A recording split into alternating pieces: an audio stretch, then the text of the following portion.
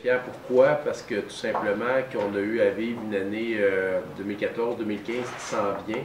Donc ce bilan-là, vous voyez, nous prépare déjà pour l'année 2016 et nous aide aussi à relever le défi de 2015 que nous vivons aujourd'hui avec toutes les coupures au niveau gouvernemental et les défis qu'on va avoir dans notre gestion.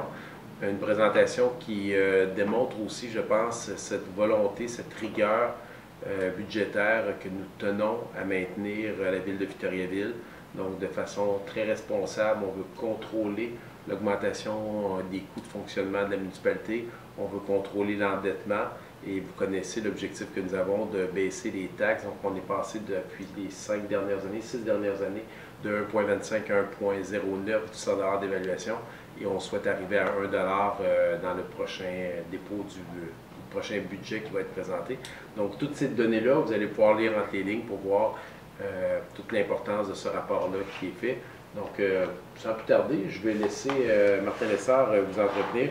Vous verrez un peu tous les impacts au niveau des revenus, des dépenses et quel impact ça a naturellement sur notre endettement, sur nos finances de la municipalité. Et tout ça, tout en maintenant des investissements importants. Encore en 2014, le bilan va vous démontrer près de 20 millions qui ont été investis et qui répondent à des préoccupations des citoyens et des citoyennes. Fait que sans plus tarder, M. Lessard. Qui vient montrer en fait nos charges nettes par habitant et qui vient démontrer par rapport à ce qu'on estime, là. Évidemment, ce sont des données du ministère des Affaires municipales qui vont sortir, mais on les estime d'année en année.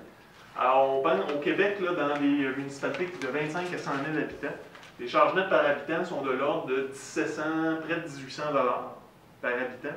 Et à Victoriaville, on démontre en 2014 qu'on est encore dans les 1600 $, donc 1624 $. C'est-à-dire 165 $ d'écart par rapport à la moyenne québécoise. Ça veut dire une économie de l'ordre de 7,4 millions de dollars sur le budget de la municipalité. C'est-à-dire que notre appareil municipal coûte 7,4 millions de dollars de moins qu'un appareil comparable ailleurs au Québec.